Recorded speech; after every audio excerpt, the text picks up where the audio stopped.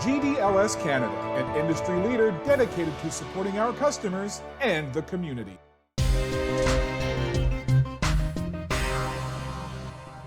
Bill C212, what is that? And what's that got to do with lacrosse? Well, one of the most exciting stories for our sport and the drama of our game as it moves through time was this particular event that culminated in 1994 with the passing of legislation at the federal level that gave us our national summer sports status. The game was on the ropes, something extreme had to be done, and three of the people who helped make that happen will be talking to you about that major operation back in 1994. Maybe give us the backdrop of what lacrosse in Canada was like, what government situation with the sport, and that all leads to why it was important. Yeah. You know? Well, there was a couple of things going on. I've told you before that in World '86, during that period of time, when I was giving the report of World '86, the person that was hired by Sport Canada as to manage the sport, approached me and said to me that Sport Canada wanted to pull the plug. There had been an RCMP investigation, and Sport Canada tried to close us down. So Bill Hutton took over as the chair of the CLA, and he negotiated with Sport Canada that if they completely revamped, got rid of all the previous administration, brought in all new people, and then he would take over as the chair of the organization and start to rebuild the organization. Sport Canada agreed to that. I brought in very capable people from across the country to be on the transition team, and we started right from square one and restructured the CLA. So we went through the transition period. We did it. There was Joan Gosling was there,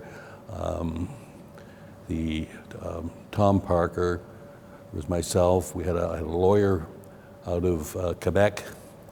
I had Kelly Mitchell, who was out of Alberta at the time, who was a player, is on that, and we went through it, and he was also an accountant. We went through and restructured the CLA and expanded it so there was no longer just a national championship, mainly Mindel Cup, President's Cup, Founders Cup. It was more than that, and we set up the various disciplines, the sectors as we called them, and that was the management of the organization. So we set up the management structure.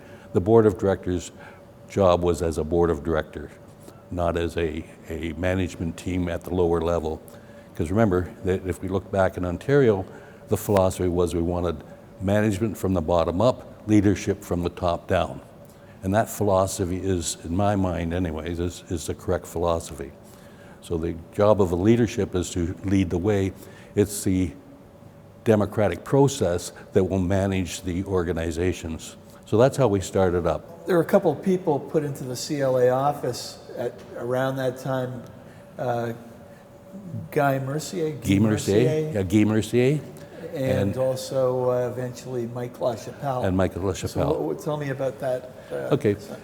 Guy Mercier was he had a master's degree in public administration, a very smart individual. He could write a budget on a napkin,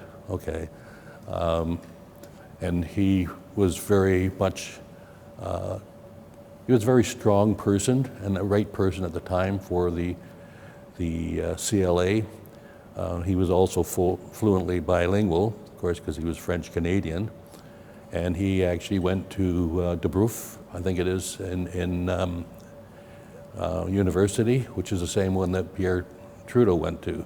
Brebeuf College? Yeah, that's where he got his degree from. So he was very smart. And Michael LaChapelle, Michael had played lacrosse, field and box in Ottawa, played for Ted Mctaggart, as I recall. And Michael was a young player. He was a lot of energy, and his love for the game was just paramount. Okay, it was just it showed in everything he did. Right from the start, we were fighting a battle against Sport Canada because they really wanted us gone, was what they wanted.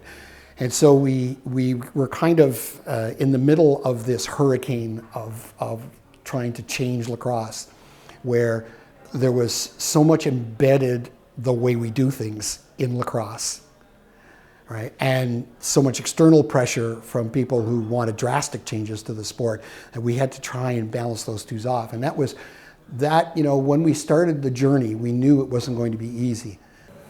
The government at that time had really changed their focus, that they only wanted to really support Olympic sports. So the money was being siphoned from the other sports that were based on participation, and they were putting it into Olympic sports. Jelnick started that, okay, with his fund for the Olympics. He started that whole wave going, and then the Sport Canada bought into that program, and they continued that program. Lacrosse was on the low end. As a matter of fact, I went through 2 or 3 gyrations of evaluation where they did a scoring point system, and it seemed every time that we qualified, they changed the scoring system. Okay, I mean, The goalposts. that's right, changed the goalposts. And I guess that was part of the thing that made me recognize that we had to do something, okay? That this was not, we couldn't go like this. And I had discussions with Guy, and I had discussions with Michael about which way we should go and how to go to the next step. We didn't think it would take 13 years, but we did. And during that period of time, we had a lot of highs and lows, and then we went through the valley of despair. We knew, going in, as we discussed the evolution of what we were doing, we knew that at some point we were going to be financially strapped. And the office went from having a full office with 5 staff, a couple of interns, a secretary, a technical director, and an executive director, down to 1 person, which was me. And we moved from a full office into being in a closet from somebody else's sport. It was pretty tough. We were not being very successful in getting the provinces to step up and fund the national organization. At the same time, we were fighting this constant battle against Sport Canada to remove our funding. Because at that time, the Sport Canada people were all Olympic athletes, and so nothing mattered more than the Olympics to them. They wanted all non-Olympic sports gone. It all started with Bill, who had this vision of what he wanted, but he also, because of Bill's business experience, he knew how a business should run, right? Yeah. So he started redesigning the structure. And then we got into designing how do we redesign the relationship of all the people. Yeah. And that's when we came up with a plan. I'd done a lot of research about networked organizations and settled on a thing called the Japanese Keiritsu as a design for the Canadian Lacrosse Association. What's a Keiritsu? So a Keiritsu is a group of organizations that are linked together to deliver on a certain type of business or adjacent businesses that support each other. So I saw the it's maybe build an industry? Yeah, yes, it was a type of industrial networking that happened after the Second World War to rebuild the Japanese economy. Oh, okay. Right, so things were as bad as that. yeah, it was after the Second World War, and they used it to rebuild the Japanese economy. So we envisioned all of the provincial associations as a network, yes, which were tied to the national body at the center, which set the rules for how all the network interacted with each other, yeah, ran national level events, yeah, and represented the organization nationally and internationally. Right. But there was one other piece to the puzzle. Which isn't like brain surgery, it's what should have been. It's what should have been all the way along. But it hadn't been done. No, yeah. it was still too much individual siloed fighting. Yeah. And then the last part of the Keiritsu is that they have a bank to fund themselves. And so there's always a bank that's connected to the national organization, to the central organization. It's the fuel. So that's when we conceived of the foundation. So the foundation was conceived of to be the bank for lacrosse.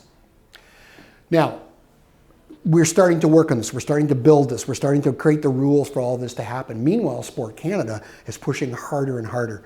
So Guy Mercier and I sat down at a whiteboard one day, and we just started thinking, because, you know, Guy, wonderful strategist. He was a brilliant, brilliant political strategist. We sat down and we realized he had a rule about, you know, when you come up against a wall, don't bash your head against the wall. Walk the length of the wall, see what's holding that wall up behind, and then kick those things out. And the wall will fall by itself. So we spent a lot of time trying to figure out how could we circumvent the wall, which is when I came up with the idea of, what if we were a national game? What if we had that position that nobody could question our cultural relevance to Canada? And anybody who tried to cut the funding to us would have to deal with a lot of heritage stuff. Yes. So that was when the seed was planted. And when was that? Do you remember? That was in the early 90s, like 1991. Okay. And then we started to, I started to do the research to write a submission on the history of the game.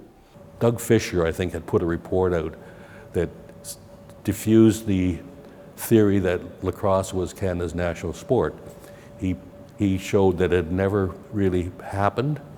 It was a myth.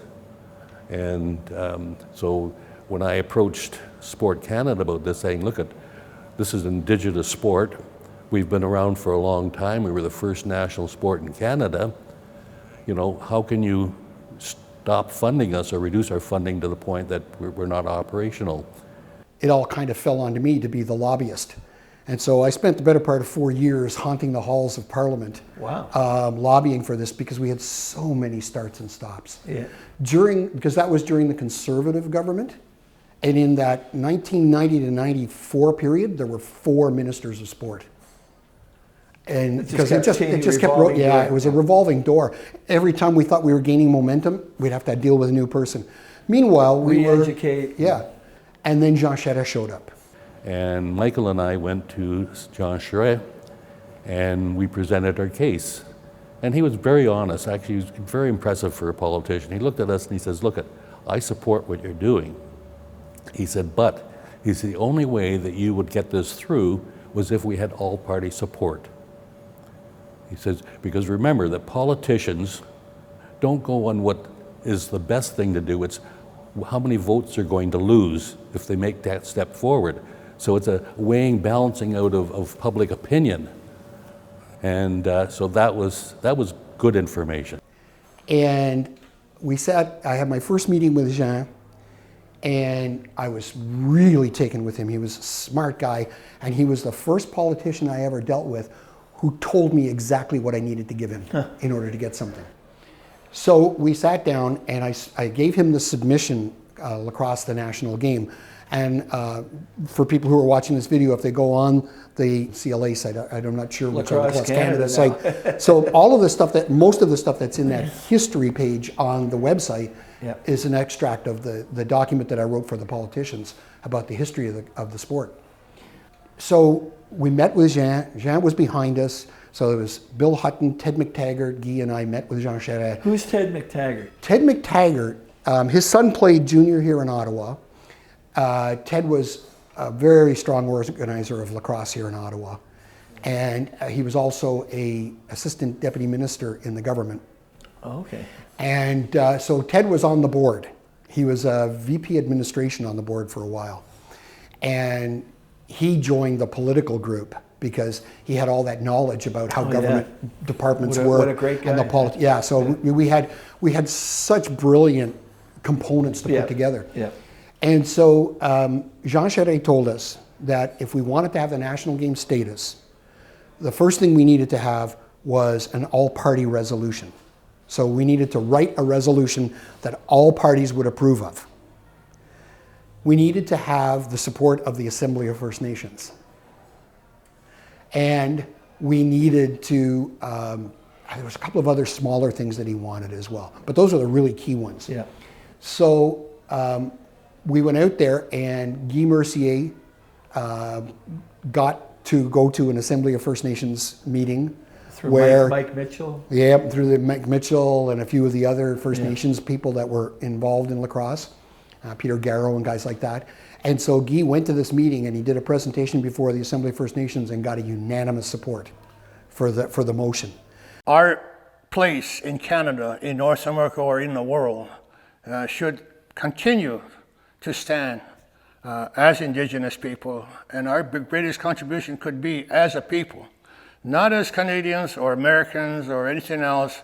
We can be those things, but our identity as to whom we are, that we were given this sacred way of life to share, well, we always say, don't take it away from us, because we're willing to share, and lacrosse is in that vein. First Nations played a major role in getting that designation for Bill C212. Yes. And that was a huge card to play. Yes. And that came through Mike Kilgore. Wasn't it Kilgore? Kilgore out of Cornwall. That's right. But I think Mike Mitchell. Mike Mitchell, helped on that front yeah, as well. Yeah. Right?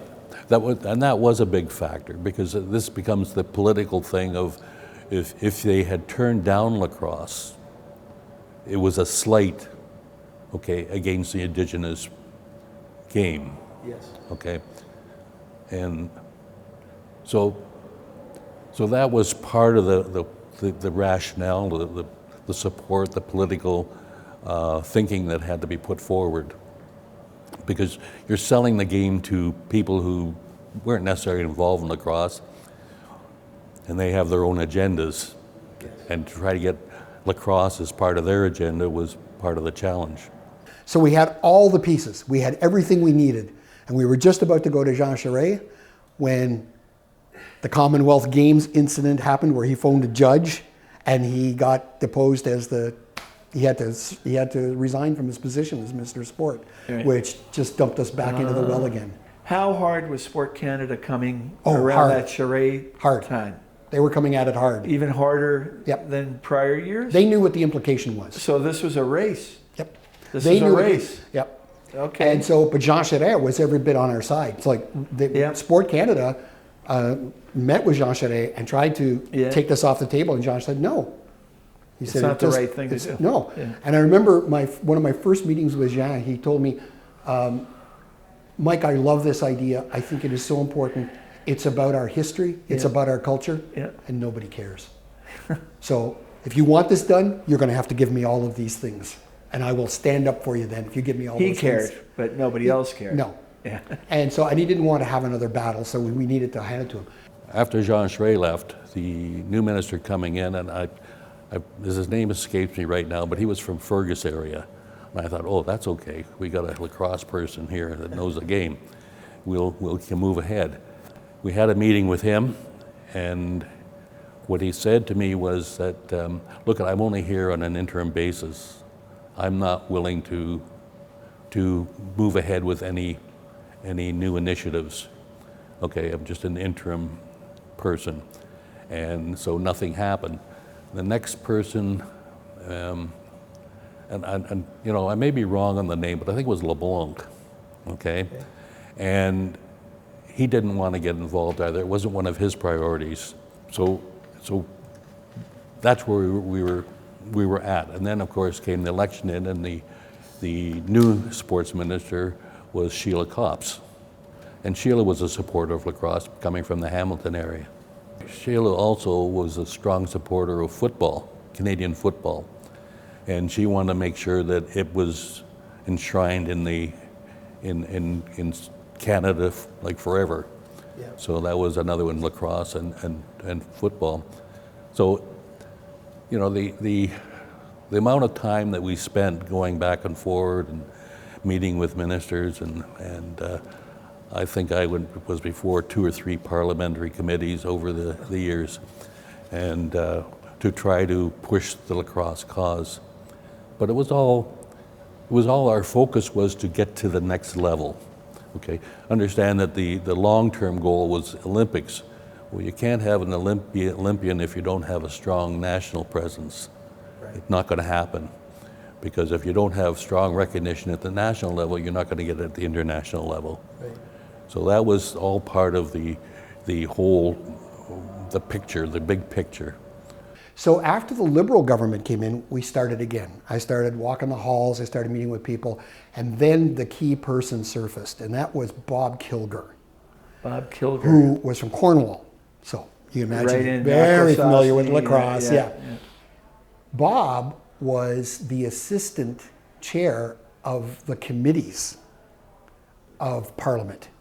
What a position he was in. he had access, And he knew exactly he was what just to- behind Leader of the House for having access to people. And so Bob turned his staff over to help us. He assigned 2 staff members to help us get this through. He had his legislative assistant start lobbying the other parties. Now, at that point, things got really tough because Sport Canada was coming at us unmercifully, but also the Hockey Canada got involved. Yeah. And they were lobbying against it. They wanted to be the national game. Right, so something had to... Yeah, and it boiled down to, at one point, I was even brought on to Dave Hodges' sports show on TSN, where he was trying to defend hockey as a national sport. And so he was attacking me and lacrosse for our position, Is that right? Yeah. And so he was certainly nonplussed when I told him the stories about how everything that is hockey was derived from lacrosse. Yeah. The nets, the referees, the structure of play, the positions, yeah. the rules, that all came from lacrosse. Yes. Right? Yeah. And so it was an interesting debates in those days. So even though he had a lot on his side, on the hockey side, you were able to explain your case. Yep. So that helped. Yeah. So it came down to the crunch. You know, you're doing your manipulation or whatever you want to call it to try to get to where you want to be. You know, this road gets blocked, you go look for another road. You know, a long time ago, I remember it was a indigenous saying was that the river, when it flows, if it meets a rock that it can't move, it goes around the rock, okay? And life is like that. So these are little lessons that you learn, you pick up, and it may seem simple wisdom, but being simple, it shows you the way. We sat down with Bob Kilger and said, Bob just said, look, we're running into a lot of flack on this one. Yeah. So Guy and I came up with the solution about, well, what if we have a summer and winter sport? The Great Canadian Compromise. Canadian Compromise. Lacrosse is Canada's national summer sport. Hockey is Canada's national winter sport. And Bob just got a great big smile on his face, and he took that and he ran with it. Wow. And his people sold that to all the parties. And so when they stood up and read that decree in the government, it was unanimously approved. There was no arguing. And having that First Nations support at that time probably helped drive everybody was on side. Yes, it was a right. The First Nations people were not as happy with hockey getting the designation as well, but you know, it is a compromise. That's our country. Now, that being said, that's when Sport Canada turned the heat up. They were still trying to cut our funding, right? And one of the most famous quotes, which we wrote on the board in our office, the head of Sport Canada said to us, look, there are rocks that have been around in Canada as long as lacrosse. That doesn't make them important. And that was the saying, that quote we put on our board in the office. Remember, that's what they think of you. And then we had to work each of the parties separately, and that was my job. And so we were fortunate in that we had a few really good people. Don Black, the NDP MP from Vancouver, was really instrumental in delivering the NDP to us. And Don was the wife of Peter Black, a great player in the West. Yep. Yeah. I met with Mike more than once and discussed with him sort of a strategy for getting support. So there was two things happening. One was the funding thing and what Canada's the national organization that funded sports was doing, and then there was the other issue of lacrosse being Canada's national sport.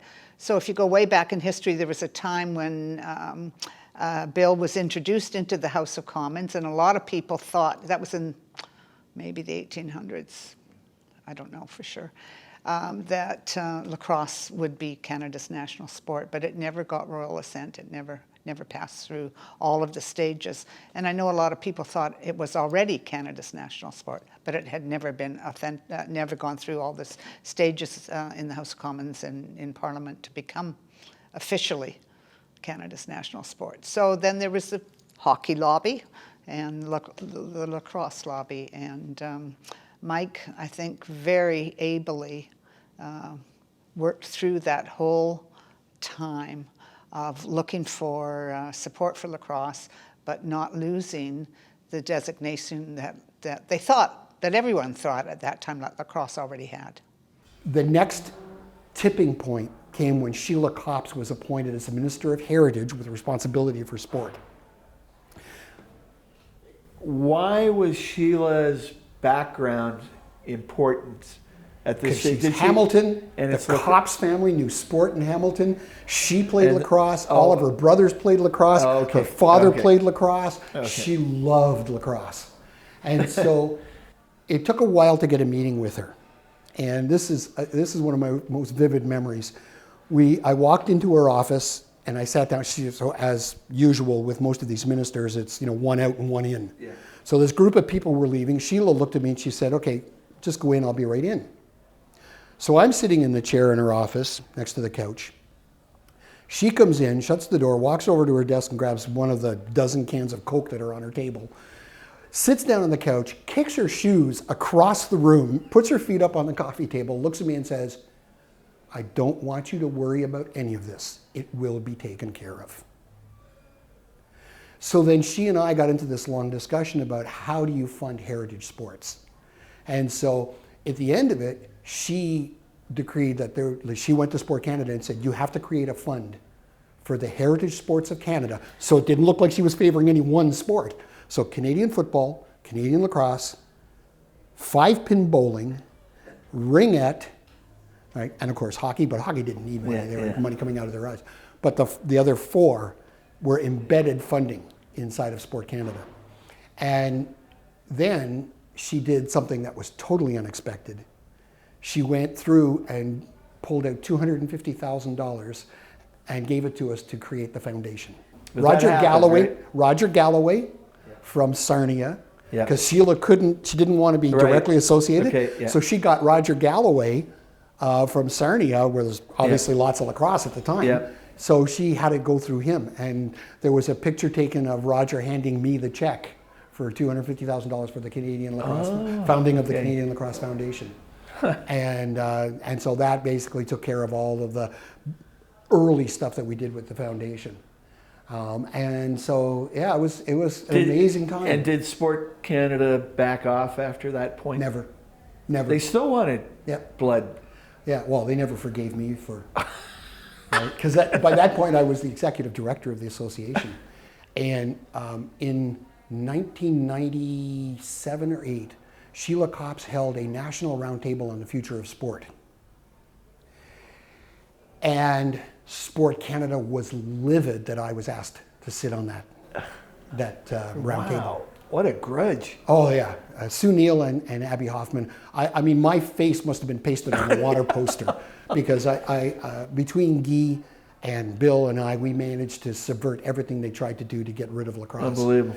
And I greatly admired Sue and Abby for the things they did in elevating sport. Right? We had a great Olympic But program. I never saw eye to eye with them on anything. And that was their mistake, was this animosity towards a game they should have embraced. Because they just got angry that we were circumventing their authority. And it became it became something else. Yep. And so it was very funny because one of the people that was involved in our national women's team, Noreen Lim. Yes. Right? Yeah. She was with the Canadian Fencing Association. Okay. And fencing or table tennis, I think it was fencing at the time. And she was brought in by Sue and Abby to administer the lead into this national roundtable on sport. And so... did they know she was a lacrosse person? No. And in one of the meetings, they spent 20 minutes bad-mouthing me. and talking about how I should be thrown out of sport. You never and knew that- you were so important. Oh yeah, that's how I knew I was a wanted poster. And then finally, Noreen, who was listening to this conversation, said to them, "Look, I need to tell you, I'm a national field lacrosse player, and I'm on their national." And they were just flabbergasted. It was. That's amazing. Yeah, so That's they amazing. really hated lacrosse because we just infiltrated everything and we were everywhere. Good for you. Oh, You know, man. I became the head of when I was technical director, I became the head of the technical directors council. So all of the sports in the Wow. national system, Wow. I was the chair of that council, which again angered. You know, how can a non-Olympic person be the chair of the Yeah. technical council? Yeah. Right? But, Unbelievable. yeah, it was all these little things that we did constantly to aggravate them. So that took us all the way there. We accomplished the goal of being declared the national sport of the country. We got the foundation, which was the missing piece of our keiretsu, and that's when we started the next round of stuff. The bill finally became passed in, I think, 95, 2 years later. So all of the time that these folks, and as I said, the only one that I really knew was Mike, because he was the executive director, and he's the one who came and talked to people on Parliament Hill, and he's the one that I strategized with about how to get support from other parties and through my party and all of that. I really have to give those people the credit of being successful because they worked so hard and they worked smart and they listened to advice and they worked the halls of Parliament and the House of Commons very well.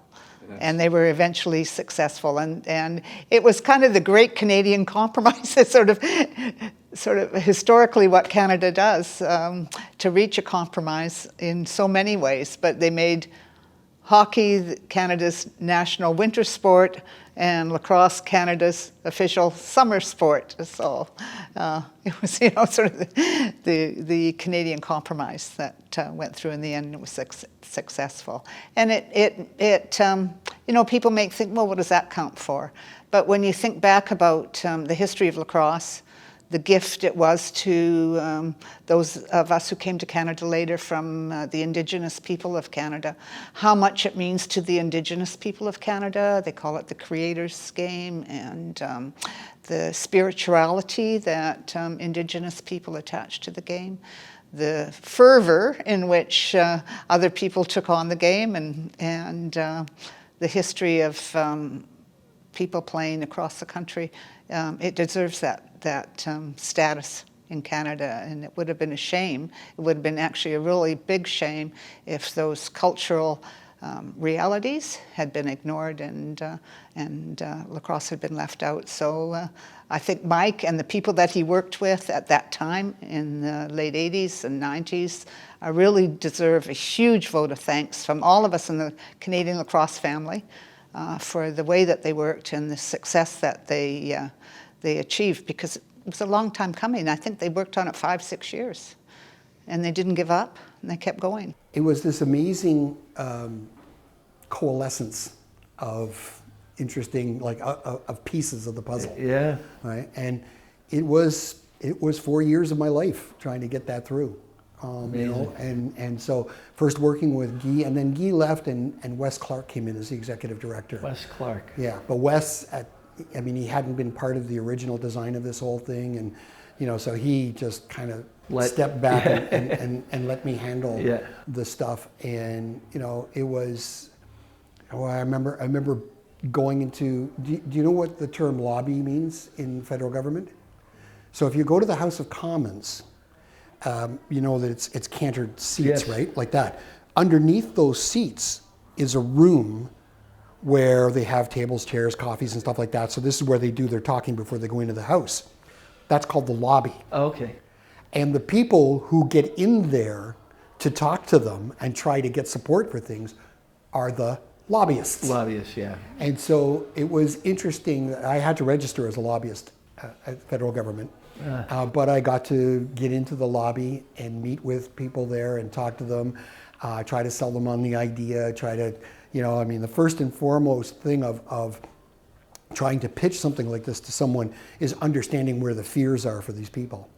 Right. And then taking that fear off the table. Benefits. right? Well, it's not so much the benefits, because the thing that'll make them stop will be the fear that Right. somehow this is going to pitch back on them. Okay, take away the fears. Right. So first thing you have to do is take away all the fears of the negative But there are impact on them. benefits to play Yep, up too. Absolutely. First Nations support. And, But it was a lot of things it like was that. deflecting the fears, deflecting the the hockey opinion, because there were so many of them that were hockey Oh yeah, supporters. how could they not be, right? Yep. Yeah. Yeah, and so when we came to that compromise, that the conversations all changed, and it went through so smoothly, and it was, I think it was steered through Parliament through Bob Kilger. Wow, And so wow. he was the great piece of the puzzle that I gotta Google and supported. see if he's still around. Yeah, I don't know if you'll remember how much he was. He and I were on the phone so many times, and his legislative assistant and I did a lot of work together. Settlers took up the sport. It was a gift from First Nations people to the rest of us, and something that we should celebrate in our history. When we talk about reconciliation today, this was an early step along the way of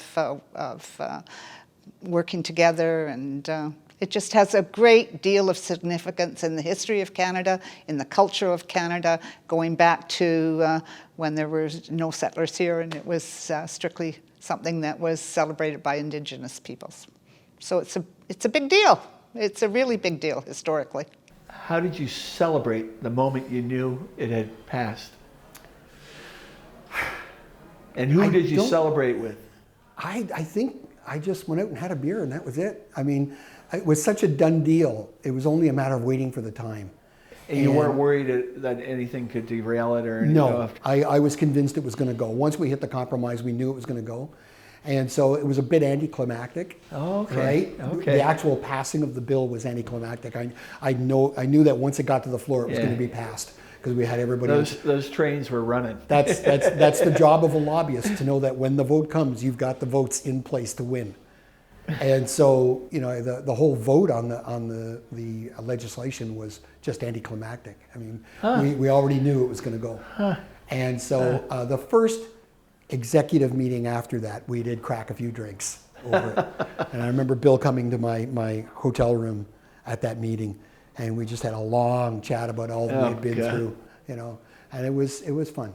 In my mind, even though it was a huge accomplishment, the expansion of the game within Canada and the inclusion of the various aspects of the game was the biggest contribution. Because the other is fine to be named as Canada's national sport, that's great, but you have to earn that and continue to earn that. You have to expand the game, you have to make it open to include as many Canadians as possible. And it's a game of inclusion, it's a game of players. Yes. Yeah. And we're only administrators, we only provide the environment for those players. And it's up to us to make sure they have a good experience when they play the game of lacrosse, because if they have a good experience, they carry that game with them forever.